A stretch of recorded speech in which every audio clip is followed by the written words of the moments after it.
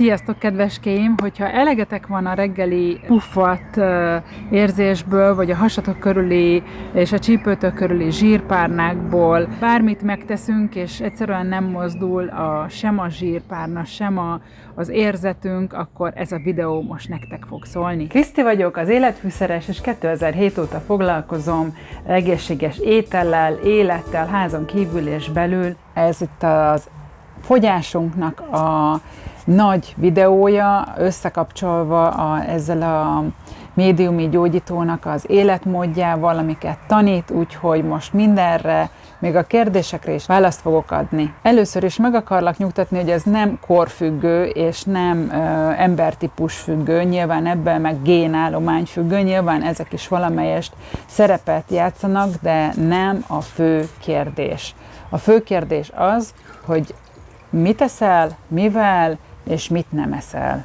Persze ebből is már mindenféle, ezerféle módszer van, de ezt mi most tapasztaljuk, hogy működik, és ha nálunk működik, nálam nőként és a férjemnél, aki szintén 190 magas és 106-7 kiló volt tavaly nyáron, most meg már 93-4 kiló, akkor ez valószínűleg sokunknál fog működni. Szóval ami emögött, az egész mögött van, az a májunk. A májunk túl van terhelve az életmód miatt, a mérgek miatt, amiket mi magunk viszünk be, tudva vagy tudatlanul.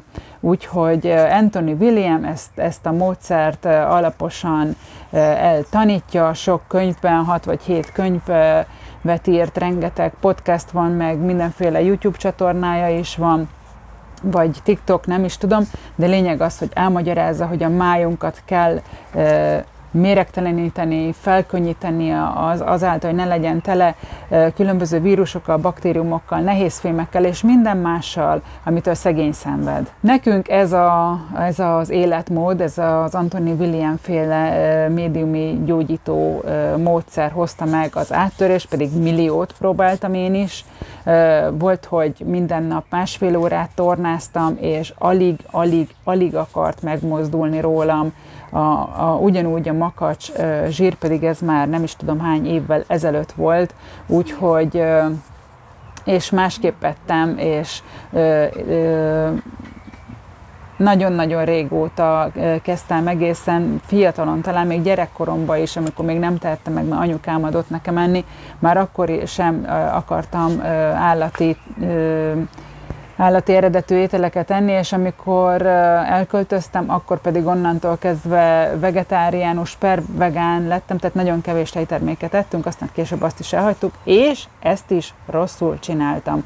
Rossz kombinációval, és ezért lett rajtam is zsír. Nyilván volt lelki hátterés, mert az egész akkor indult be, amikor az anyukám meghalt, 2014-ben, és akkor hihetetlen gyorsan, mint egy ilyen lufi felfújódtam. Anthony William azt állítja, hogy nincsen autoimmun betegség. Most ne kövezzetek meg, ezt nem én mondom, hanem ő, és van ebbe egyébként logika. Tehát, hogy azt mondja, hogy amikor ezek a vírusok és a baktériumok elkezdik az idegeket enni, különböző betegségeknél különböző idegeket, abból fakad ez a túlterhelt májnak a túlterhelés, és nyilván van egy egyéni lelki, meg valamennyit a öröklött dolgok is behoznak, de lehet, hogy egyáltalán nem, mert lehet, hogy soha ezelőtt nem volt mondjuk olyan autoimmun beteg a családban, mint amikor valaki ezzel szembesül.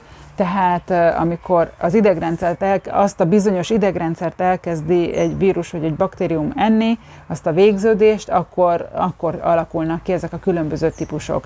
És egyébként, amikor így elkezdünk felfújódni, és elkezdünk így makacs zsírral, vagy lipoödémával, ami nem feltétlen zsír, hanem különböző sejtközi folyadékok, vizek raktározódnak el, akár itt a kar alsó részén, de egyébként akár a vádlin is, tehát, hogy, és egészen fiatal korban is, már 20 éveseken is látom, meg mondják 20 évesek is, és 30 évesek is, tehát igazából amikor benne vagyunk ezekben a korokban 30 évesen, és avval szembesülünk, hogy mindenféle körméretbe elhízunk, az életmódunk az oka, az étkezésünk az oka, és az a sok minden, amivel amúgy kívülről is bombáznak minket. Amikor a májunk megtelik ezzel a sok mindennel, amit minden nap és naponta többször viszünk be, akkor gyakorlatilag folyamatosan van egy mikrogyulladás, ami nem okoz semmilyen tünetet az egész szervezetünkbe, és akkor erre jönnek rá ugye a mérgek, baktériumok, vírusok és mindenféle, és ez okoz egy gyulladást, és a gyulladás után jönnek a komolyabb tünetek, hiszen ugye ezek a oda nem való kis élőlények, azok ugye elkezdenek szaporodni, meg mondják azt, hogy egyél cukrosat, meg egyél ezt, meg egyél azt, meg elkezdenek olyan dolgokat kívántatni velünk, amiket amúgy mi nem ennénk, hogyha ők nem adnák a inputot. Így látszanak ez a sok hét. Ez van már benne, ebbe az egészbe. Látható, hogy itt 60-at, 104-et írtunk be, ezek a kockák mind egy hét, akkor itt már itt böjtöltünk, akkor utána egy kicsit följebb ment, és most nem mutatom végig, és lényeg, hogy ebbe az utolsó hetekben én már 56 egész valamennyi vagyok. Tévhit az, hogy sanyargatni kell a testünket, meg a lelkünket azáltal, hogy koplalunk, hogy állandóan kalóriákat számolunk, hogy semmit sem ehetünk, és csak vizet isznak, meg egyébként az is egy olyan stressz, olyan sok a szervezet számára, amikor ilyen extrém állapotba hozzuk, akár egy böjt is egyébként, amit én előszeretettel csináltam, hogy az is kortizol termel sajnos, szóval kontraproduktív lesz a dolog. Van ám puskám, mert ennyi kérdés, meg infót nem tudok ám megjegyezni. Most elmondom konkrétan, hogy mik azok az elvek, amiket mi betartottunk és be is tartunk. Ennek van egy szigorú és egy hosszú távon fenntartható verziója, mind a kettőt el fogom mondani. A szigorú szakaszt az terápiás szakasznak nevezzük, mert ugye a gyógyulás a cél, aztán utána pedig a fenntartás az egy élethosszig tartó, ott már egy 80-20-as szabály van, ott már megengedőbb 20%-ban. Ugye most már én 9 kilónál tartok, viszont edzés miatt növekszik az izom, és az meg nehezebb, mint a fehér zsír. A férjem az pedig már több mint 10 kilót fogyott, mert 106-7 volt nyáron, most meg 93-94. Szóval elhagytuk a vírusok kedvenc ételeit. Szóval figyeljetek, mert most ezek a konkrétumok. Ezeket, amiket a vírusoknak és a baktériumoknak olyan, mint egy all-inclusive, szuper vacsora, ezeket az ételeket elhagytuk. Mik ezek? A glutén tartalmazó dolgok, mi állati eredetű, tehát teljesen vegán étkezést folytatunk, tehát nincsen tojás, nincsen tejtermék. Ezzel megszüntetjük a vírusoknak és baktériumoknak a további kajáját, tehát elkezdenek kiéhezni, és ezt így folytatjuk, aztán amikor már kiéhezett, utána meghalnak, és utána elkezdenek kiürülni.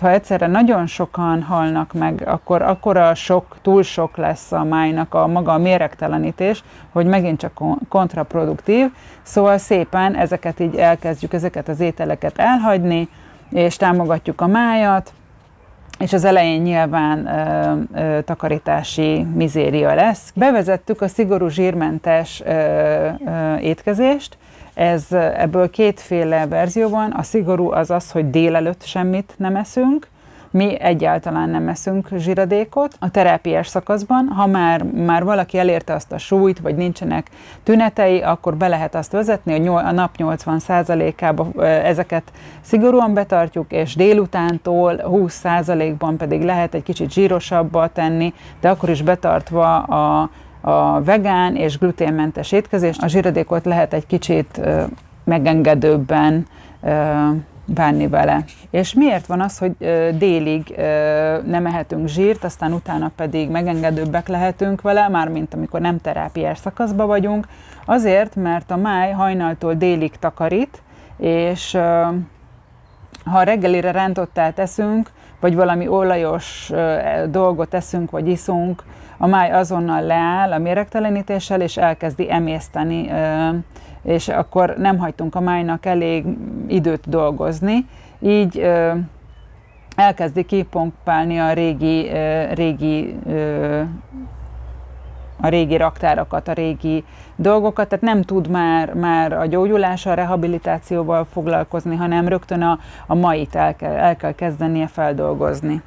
A harmadik szabály a 2 óránkénti evés. Na, ettől megint rengeteg embernek haja, szála fel fog egyesével állni. Ez a mellékvesének jelent könnyebbséget, tehát amikor olyan nagyon-nagyon éhesek vagyunk, az megint csak egy kortizol szint, megint csak egy stressz állapot a szervezetnek, és akkor megint csak termeli a kortizolt. Ezért 2 óránként eszünk, de megfelelő dolgokat. Mi nem kevesebbet eszünk, hanem jóval többet. Tiszta szénhidrátot eszünk, gyümölcsöt, párolt krumplit, zöldséget. Ezzel elérjük, hogy a vércukorszintünk sohasem esik le, tehát nincs ez a föl-le ingadozás. Így a mellékvesénknek nem kell maró adrenalin termelnie, mert ugye akkor azt csinálja. Így a testünk megnyugszik, és rájön arra, hogy nincs vészhelyzet, és önként odaadja a hasi zsírt a csípő és a has tájékáról, mert ez tulajdonképpen egy vésztartalék a szervezet számára. A negyedik pont a nyiroktisztítás kívül és belül. Például itt a karon, ugye rengetegszer van ez a videó is, hogy így megy a anyuka, és akkor, vagy a hölgy, és akkor így megbigyózza a karját valaki, és akkor utána a kocsin kívül szaladgál utána, meg kirakja anyu a kocsin kívülre.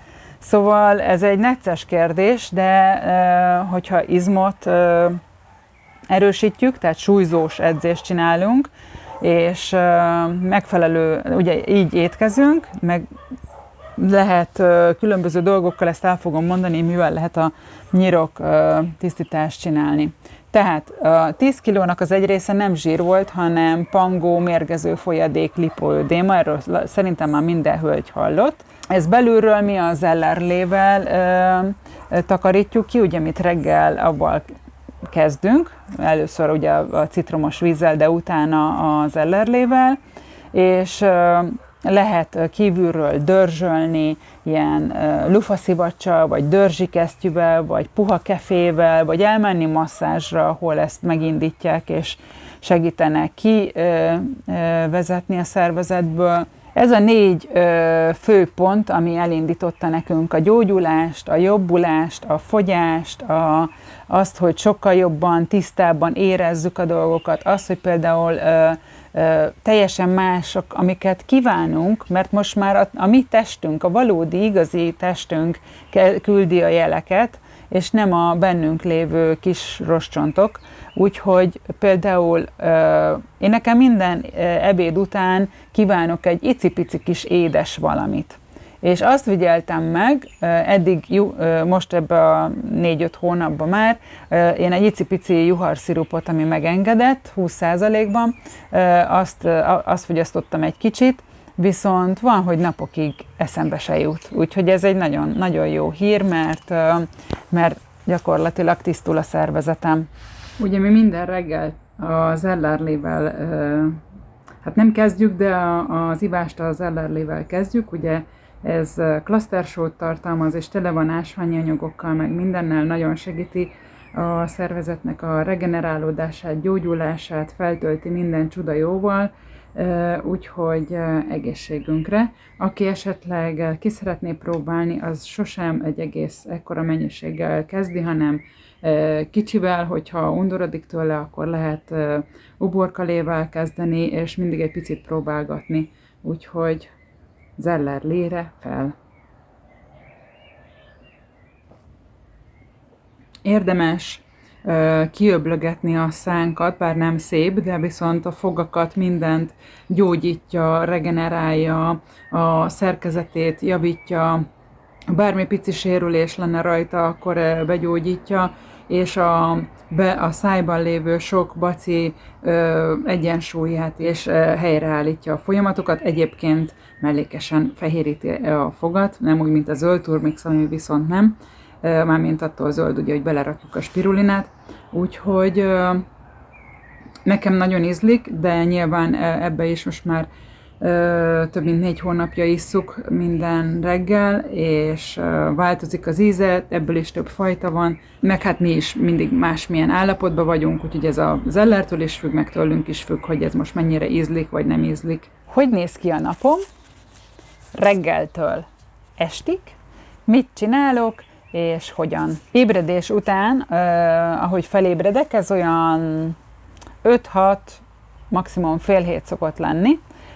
Kimegyek a mosdóba, utána reggel lekaparom a nyelvemet, mert ugye, hogy méregtelenít a szervezet, a nyelvre kinyom egy csomó dolgot éppen aktuálisan, amennyit a szervezet ki dolgoz magából, tehát azt lekaparom, hogy ne menjen vissza, hogy elkezdődik a nyelés folyamata a nappal.